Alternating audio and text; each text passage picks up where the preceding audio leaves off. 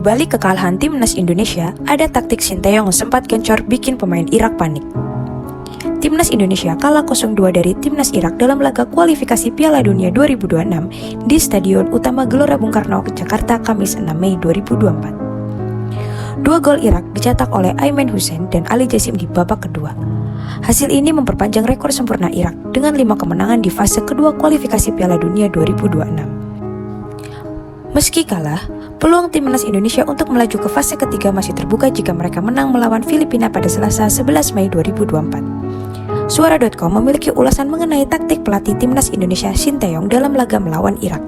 Berikut ulasan kami. Seperti biasa, Sinteyong menerapkan formasi 3 back dengan Marcelino Ferdinand, Rafael Struijk, dan Ragnar Oratmangun di lini depan. Sinteyong mengincar gol cepat untuk memudahkan sisa laga. Beberapa peluang tercipta, namun penyelesaian akhir menjadi masalah bagi timnas Indonesia. Skema permainan Sinteyong sebenarnya cukup baik, terutama di babak pertama.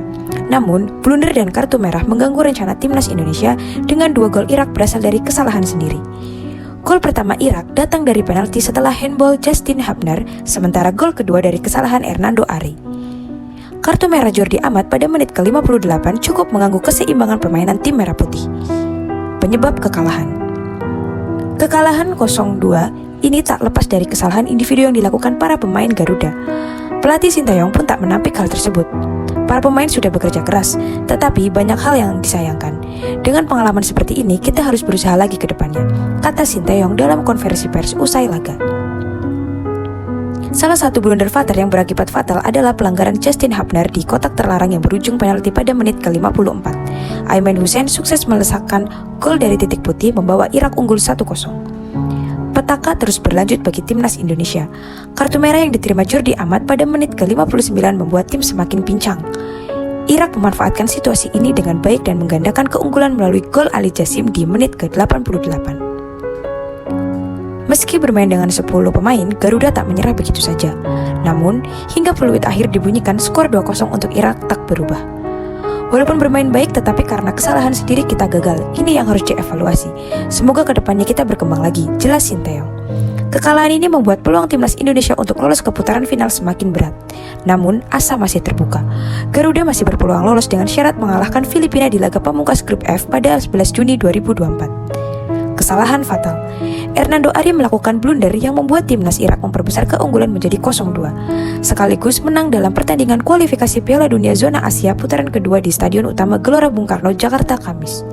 Kesalahan fatal itu terjadi di menit 87 saat Hernando tidak mampu menerima bola dengan baik hasil operan Asnawi Mangku Alam. Pujian pelatih Irak. Meskipun meraih kemenangan, pelatih Irak Jesus Casas dan pemainnya Aiman Hussein mengakui bahwa mereka sempat kesulitan di babak pertama. Babak pertama kami belum maksimal, kami tidak bisa menghentikan serangan Indonesia, ujar Casas. Akan tetapi, setelah babak pertama, kami melakukan perubahan pemain, lalu ada kartu merah untuk Indonesia, itu penting buat kami. Namun, kami pikir di babak kedua sebelum kartu merah pun kami sudah lebih baik dibanding Indonesia, jelasnya. Kekalahan ini membuat timnas Indonesia tertahan di posisi kedua klasemen grup F dengan 7 poin tertinggal 5 poin dari Irak di puncak klasemen.